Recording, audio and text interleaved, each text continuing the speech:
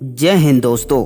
आज मैं आपको एक ऐसे इंसान की कहानी सुनाने वाला हूँ जिसे लोग प्यार से थाला के नाम से पुकारते हैं। आसान नहीं होता एक तरफ पढ़ाई के लिए रात भर जागना और दूसरी तरफ स्पोर्ट्स के लिए दिन भर भागना।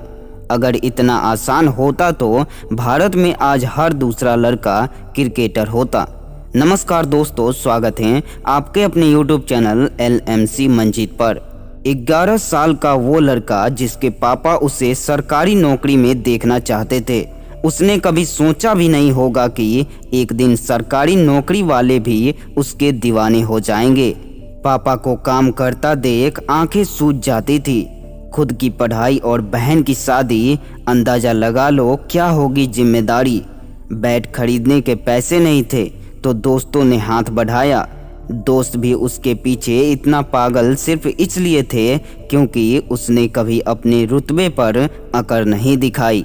बोर्ड की परीक्षा में बैठकर भी वो मैच के सपने देखता था, जहां हर एक स्टूडेंट पूरा समय खत्म होने के बाद भी 5 मिनट और मांगता है। वहां वो शख्स आधे घंटे पहले पेपर जमा करके निकल जाता है क्योंकि उसका खेल उसके लिए सबसे ऊपर था। खेल ने ही उसे नाम दिलाया, एक बेहतरीन पहचान दिलाई और इसी खेल ने उसे नौकरी भी दिलाई। उस दौर में जब लोग रातों रात मेहनत किया करते थे किसी सरकारी नौकरी को पाने की, उसी समय वो बंदा सिर्फ अपने खेल को नेक्स्ट लेवल पर लेकर जाना चाहता था। 12 घंटे की ड्यूटी और 6 घंटे की प्रैक्टिस आदमी की कमर तोड़ देती थी। उसे एक बार अपनी कमर तोड़ना मंजूर था, मगर अपने सपने को खोना नहीं। ना वो ज़्यादा बोलता था और ना ही ज़्यादा सोचता था, लेकिन जब वो मैदान में उतरता था तो उसके नाम की गूंजें शोर करती थी और उसका बल्ला फोड़ता था। वो डिजर्व कुछ बहुत बड़ा करता था, लेकिन किस्मत हर कदम कदम पर उसके लिए एक नई मुसीबत खड़ी कर रही थी। जो मौका उसे 25 की उम्र में मिला इंडिया के लिए खेलने का, वो मौका शायद उसे 5 साल पहले मिल गया होता अगर दिलीप ट्रॉफी के लिए उसकी फाइट नहीं छूटी होती। पहले उसके पिता को उसके कैरियर की फिक्र थी, आज पूरे देश को उसके सफलता पर फक्र है, लेकिन उस फिक्र से फक्र तक का सफ़र उसने अकेले ही तय किया है। अपने लिए क्या सही है क्या नहीं है वो उसने खुद ने चुना है। 100 लोगों के पास पूछने को नहीं गया। जो उसके दिल ने कहा उसने बस उसी को करा है। दिल ने कहा खेल क्योंकि तुझे सितारा बनना है। पिता ने कहा उम्र देख अपनी क्या तुझे नकारा बनना है। जिसने उसे पहले वादा किया था कि उसकी मुश्किल की घड़ी में वो साथ आएंगे, जब वो घड़ी आई तो उन लोगों का कॉल तक नहीं आया। उसे बहुत जल्द ये पता चल चुका था कि बाहर की दुनिया भी एक खेल ही है, जहां उस पर लगातार बाउंसर पे बाउंसर फेंके जा रहे हैं। या तो वो घायल हो सकता है या फुल शॉट खेलकर शोर का सैलाब ला सकता है। वो सहता गया, घुटता गया। उसे करना कुछ और था और कर वो कुछ और ही रहा था। लेकिन एक दिन खालीपन में अकेला बैठा अपने सपनों को खुद से दूर जाता देख बर्दाश्त नहीं कर पाया। शाम ढलने के साथ साथ अब उम्र भी ढल रही थी। साथ वाले सब आगे निकल चुके थे। जिसने कभी उसके साथ खेला वो आज देश को जिता रहे थे और यहाँ वो खेल से दूर होकर खड़गपुर के 2 नंबर प्लेटफॉर्म पर अपना सपना हार रहा था।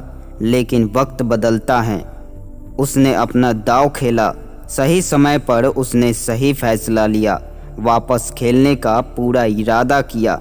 उसकी माँ ने बचपन में ही कहा था ये थोड़े में खुश नहीं होने वाला है। इस बात को उसने पूरा सही साबित भी किया। उसे सारी उम्र ट्रेनों में देख देख कर नहीं काटनी थी, बल्कि उसे उस ऊंचाई तक पहुंचना था जहां से उसकी उड़ान को सारा जमाना देख पाए। ट्रेन स्टेशन पर आई। मन में 100 सवाल थे। नौकरी भी दांव पर थी। सब कुछ बहुत रिस्क में था, लेकिन वो अपने खेल के इश्क में था। उसके पास 10 कारण थे ना जाने के लिए, लेकिन सिर्फ एक कारण कि उसे खेलना है। वो उन 10 कारणों पर भारी था, उसे वहाँ से निकालने के लिए। आखिर में उसने अपने दिल की सुनी, कुछ पल के लिए विचारों को किनारे किया और उस पल के लिए वो सिर्फ उस पल में जिया। वो उस ट्रेन से निकला और अपने मैदान में पहुंचा। वहां जाकर उसने खेल को अपने नाम किया और ये तो हमने देखा ही है कि उसने मैदान में कितना ज़बरदस्त काम किया। भारत के लिए खेलने का उसे मौका मिला, लेकिन पहली पारी में बिना एक भी गेंद खेले ही वो रन आउट हो गया। जरा सोच कर देखो क्या बीती होगी उस पर जब लाखों दर्शकों के बीच वो शून्य पर ही चला गया हो। अगले 4 मैच तक वो कुछ नहीं खेल पाया। उसे तो अब शक भी होने लगा था कि शायद अब उसे प्लेइंग 11 से भी बाहर निकाल दिया जाएगा। लेकिन उसकी झोली में एक और मौका गिरा, जहां अगर इस बार उसने निराश किया तो उसका खेल खत्म हो जाएगा। उन सारे उसको नापसंद करने वाले लोगों के लिए, उसके पिता के फैसले के लिए और अपने मन में 100 ख्याल जो आते थे उस नौकरी को करने के लिए, वो सभी लोग सही हो जाएंगे और वो खेल को चुनने के फैसले पर गलत हो जाएगा। अगले दिन उसे तीसरे नंबर पर मौका मिला। वो मैदान पर उतरा और इस बार उसने विरोधी के ऐसे पसीने छुड़ाए कि वो बस पूरे खेल में मैदानों के चक्कर ही लगाते रह गए। 148 की नवादा पारी खेलकर उसने पूरे देश में अपना नाम रोशन किया और अपने एक खेल से हजारों की भीड़ को अपनी ओर खींच लिया। इसके बाद हर मुकाबले में वो लोगों को हीरो दिखने लगा। सब कुछ उसकी जिंदगी में बढ़िया चल रहा था। 2007 में उसे इंडिया टीम की कप्तानी भी सौंप दी गई। इस वक्त तक उसे पीछे मुड़कर देखने की ज़रूरत नहीं थी, लेकिन तभी उसकी गर्लफ्रेंड का एक्सीडेंट हो जाता है। जहां वो एक तरफ दूसरे देश में बेखबर होकर टीम को ट्रॉफीज़ पे ट्रॉफीज़ दिला रहा था, वहीं दूसरी तरफ उसकी गर्लफ्रेंड जिससे उसकी शादी होने वाली थी, वो अपनी आखिरी सांसें ले रही थी। जब उसकी प्रेमिका की मौत की खबर मिली, मानो वो टूट गया, अपने किस्मत और मुकद्दर तक से रूठ गया। हरे भरे खेतों में जैसे एकदम से सूखा पड़ गया हो, जिसके साथ उसने जिंदगी जीने के सारे ख्वाब बना लिए थे, वो एक झटके में तबाह हो गया। उसके सदमे का बहुत बुरा असर पड़ा उसके खेल पर। लोगों ने बस उसे उस मैदान पर देखा, असल जिंदगी की जंग लड़ते हुए उसे किसी ने नहीं देखा। उसका खेल बिगड़ा तो लोग पूरे देश में उसके पोस्टर्स जलाने लगे, उसके घर के बाहर शोर शराबा करने लगे, उसे गालियां देने लगे, बद्दुआ देने लगे। ऐसे वक्त पर मजबूत से मजबूत इंसान भी टूट जाएगा, मगर क्या वो झुका? नहीं। क्या उसने हार मानी? बिल्कुल भी नहीं। 3 साल बाद वर्ल्ड कप था और भारत पिछले 25 साल से कोई वर्ल्ड कप नहीं जीता था। उसने 3 साल बाद की तैयारी उसी वक्त से शुरू कर दी।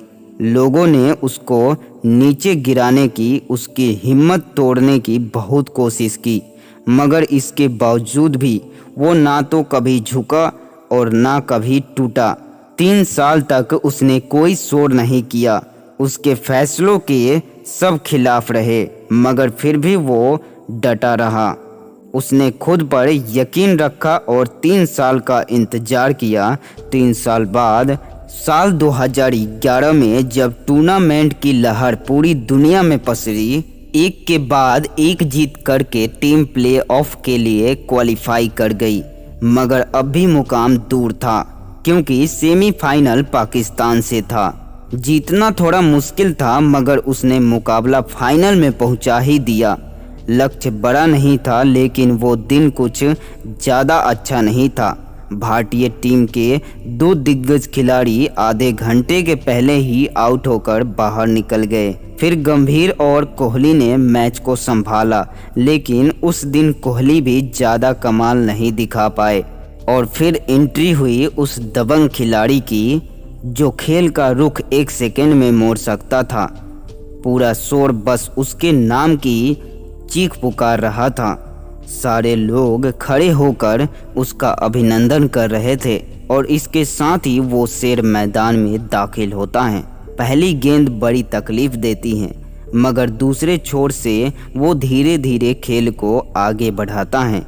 लक्ष्य अब भी दूर था, मगर उसे जीतने पर पूरा यकीन था। खेल जैसे जैसे आगे बढ़ा, एक और विकेट गिरा और अब वो फॉर्म में आया। उसने समय रहते अपना स्पीड बढ़ाया और कुछ गेंदों में अच्छे स्कोर के साथ आखिर में एक लंबा छक्का मारकर पूरे देश को 28 साल बाद दूसरा वर्ल्ड कप दिलाया। वो कहते हैं ना, जो अनहोनी को होनी कर दे, होनी को अनहोनी जर्सी नंबर 7 है, उसी का नाम है धोनी। जी हाँ, महेंद्र सिंह धोनी। दोस्तों, इस संघर्ष बड़ी कहानी को सुनाने का एक ही मतलब है कि जो खुद को जीत सकता है वो पूरी दुनिया को जीत सकता है। इसी के साथ मिलते हैं एक और बेहतरीन वीडियो में। तब तक के लिए जय हिंद, वंदे मातरम।